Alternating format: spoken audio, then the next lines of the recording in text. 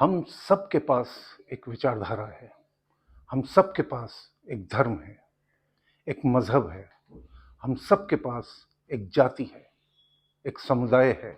लेकिन ये विचारधारा, ये धर्म, ये मज़हब, ये जाति, ये समुदाय एक नहीं है, अनेक हैं। ये एक इत्तेफ़ाक है कि हम इन सारी विचारधाराओं में से किसी एक में पैदा हो गए। उसी में हमारी परवरिश हुई और उसी को हम अपना दिल दे बैठे। उसी के लिए जीते हैं और उसी के लिए मर जाने की सौगंध खाते हैं। लेकिन हम क्या कहना चाहते हैं और क्यों कहना चाहते हैं, इसके लिए हमारी पूरी बात ज़रूर सुनिएगा। नमस्कार, आदाब। मैं नाज़िम नक़वी आपके समक्ष आपके साथ। दोस्तों, आने वाले करीब 1 सप्ताह तक या हो सकता है उससे भी ज़्यादा समय तक जो एक मुद्दा चर्चा में रहने वाला है, उस पर आपसे बात करना हमने ज़रूरी समझा। 20 मई को प्रधानमंत्री ने हिरोशिमा में गांधी जी की एक मूर्ति का अनावरण किया। हम सब ने उन्हें ऐसा करते देखा। इस अनावरण के लगभग 8 दिन बाद यानी 28 मई को नए संसद भवन का उद्घाटन होने जा रहा है।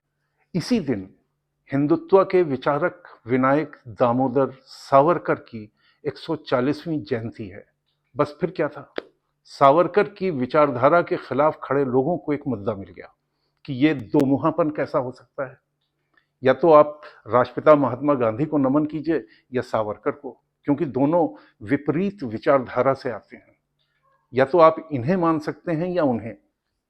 हमारे संज्ञान में अभी तक नहीं है कि इस पर राहुल गांधी ने भी अपना कोई वक्तव्य दिया है, और अगर दिया है तो ये हमारे लिए अफसोस की बात होगी, क्योंकि जो मोहब्बत की बात करता हो उसे तो अपनी मोहब्बत की सियासत करनी है। मोहब्बत वो होती है जिसमें नफरत को छोड़ना पड़ता है। एक बार यही बात राहुल गांधी ने पार्लियामेंट में भी मोदी जी से कही थी। लेकिन कांग्रेसी विचारधारा वाले कई स्टेटमेंट्स हमने देखे जो इसका विरोध कर रहे हैं। देखिए, मोदी की राजनीति और राहुल की सियासत जिस देश में फल फूल रही है वो एक लोकतांत्रिक देश है। सबको अपने विचार रखने की आज़ादी हमें हमारे संविधान ने दी है। जब राहुल गांधी ने कहा कि हम नफरत के बाजार में मोहब्बत की दुकान खोल रहे हैं, तो हम भी उन लोगों में शामिल थे जिन्हें ये बात पसंद आई, और ऐसा होते हुए हम देखना भी चाहते हैं। लेकिन इस विचार के समर्थकों से हम बस एक सवाल पूछना चाहते हैं कि क्या इस तरह से आप मोहब्बत की दुकान खोलेंगे? अगर ऐसा है तो फिर बस आपकी विचारधारा वाले ही आपकी इस दुकान में आएंगे।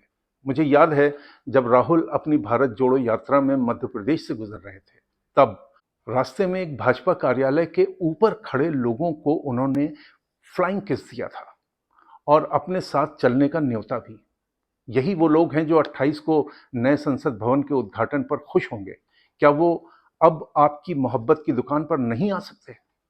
अगर नहीं आ सकते तो फिर मुझे कहने की इजाज़त दीजिए कि मोहब्बत की दुकान खोलने का वादा तो राहुल गांधी ने किया है, लेकिन ये दुकान चलानी कैसे चाहिए ये बताने की कोशिश कर रहे हैं मोदी, जो सावरकर को भी अपना रहे हैं और गांधी को भी गले लगा रहे हैं।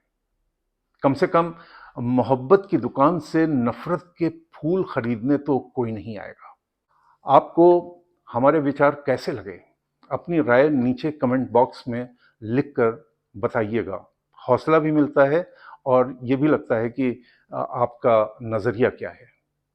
फिर एक नए वीडियो के साथ जल्दी हाजिर होऊंगा। इजाज़त दीजिए। आदाब। नमस्कार।